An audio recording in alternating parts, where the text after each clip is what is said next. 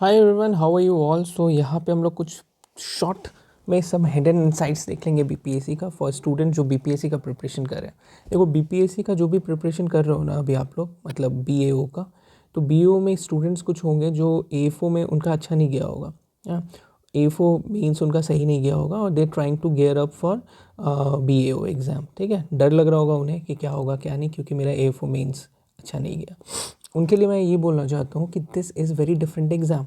ठीक है, ये जो बीपीएससी बीएओ है, it's very different exam from AFO. AFO want smart work kind of thing. ठीक है, देखो एएफओ है ना, एएफओ पर्सनली मुझे पसंद नहीं है।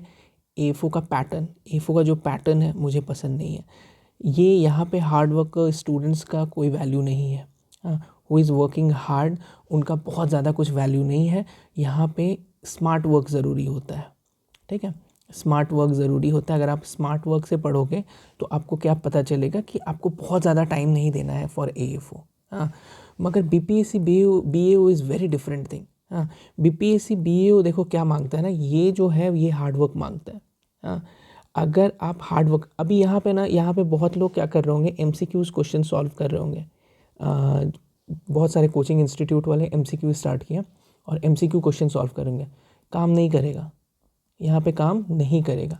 ये हार्ड वर्क मांगता है। हार्ड वर्क मतलब based on syllabus, question based on syllabus होगा। हाँ, बेस्ड ऑन सिलेबस होगा और आपको अभी बोलेगा, आपको अभी लग रहा होगा कि यार मेरे पास तो टाइम ही नहीं है। हाँ, बस 1 महीने का टाइम है, 1 मंथ का टाइम है, अब क्या होगा। यही 1 मंथ जो है ना आपका, जो दूसरों से ना आपको डिफाइन अलग करेगा। कैसे? आपको यहाँ पे 10 घंटे 12 घंटे 12 आवर्स देने होंगे डेली के। हाँ, डेली के 12 आवर्स देने होंगे। और उसके बाद एग्रोनॉमी, जो कि आपको पता है 2 पेपर में है, पेपर 1। एग्रोनॉमी जो है 2 पेपर में है। ठीक है, पेपर 1 और पेपर 2।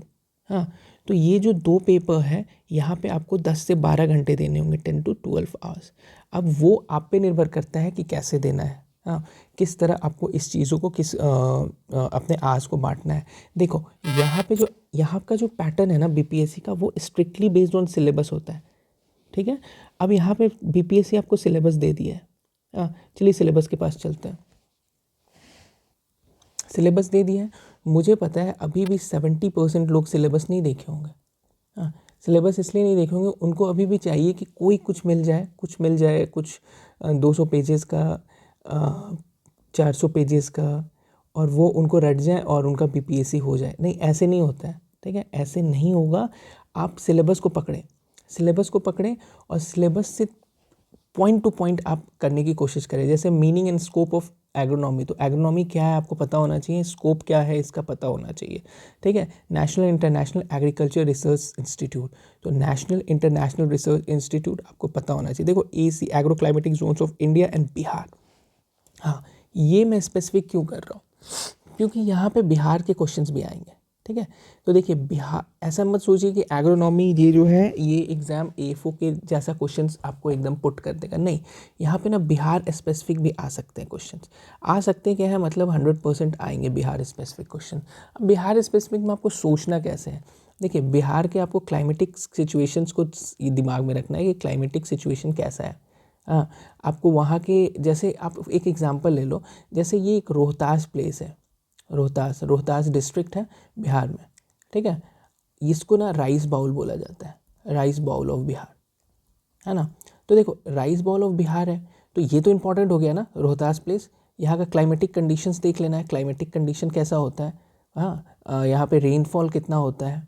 ठीक है, राइस बाउल बोला जाता है, कोई तो रीज़न होगा, क्योंकि ये एक्चुअल फेवर कर रहा होगा आपको क्या, क्लाइमेटिक सिचुएशन को।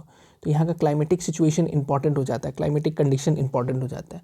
उसी तरह अगर आप लीची की बात करें, क्लाइमेटिक कंडीशन, सॉइल कंडीशन भी इंपॉर्टेंट हो जाता है।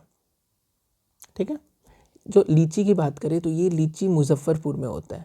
मैं ब्रॉड चीज़ बता रहा हूँ, ऐसे बहुत सारे छोटे छोटे चीज़ हर प्लेस पे बहुत इंपॉर्टेंट है। मतलब देखो बिहार जो है ना, वो एग्रीकल्चरली बहुत रिच है।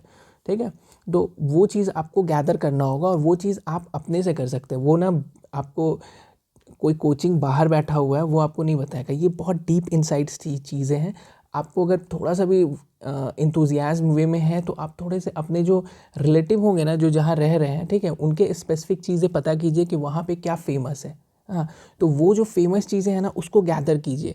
जैसे मान लो लिच्ची है मुजफ्फरपुर में, तो अब यहाँ से आपको क्या निकालना है, यहाँ पे आप स्मार्ट वर्क क्या कर सकते हो कि यहाँ के सॉइल कंडीशंस इंपॉर्टेंट हो जाते हैं। तो सॉइल कंडीशंस आपको पता होने चाहिए यहाँ के। जैसे बनाना हाजीपुर, ठीक है, बनाना हाजीपुर में, तो यहाँ के भी आपको सॉइल कंडीशंस, हाँ, यहाँ पे आपको क्लाइमेटिक कंडीशंस, आपको ये सब पते होने चाहिए। हाँ, यहाँ के भी सॉइल कंडीशन, क्लाइमेटिक कंडीशन, क्या रीज़न है जो बनाना को स्पेसिफिक बनाता है। अब यार ये सब क्वेश्चंस तो आना ही आना है, ठीक है, ऐसे ऐसे क्वेश्चंस तो आपको पुट होंगे ही होंगे इस एग्ज़ाम में। दूसरी बात, कुछ मत देखो, कहीं भी मत देखो, कोई भी कोचिंग इंस्टीट्यूट्स जो भी कुछ दे रहे हैं वहाँ मत देखो। एक बुक पकड़ो, एग्रोनॉमी की बुक पकड़ो, और एग्रोनॉमी की कोई भी बुक उठा के उसमें से जो जो पॉइंट्स हैं इनको पूरा कंप्लीट करने की कोशिश करो। Land degradation and conservation of natural resource, definition, principles, component of farming system, और उसको जैसे मान लो ये चीज़ है, उसको मतलब टिक करते जाओ। एमुलेशन मेजर्स हो गया, land degradation, conservation, land resource हो गया, डेफिनेशन प्रिंसिपल हो गया।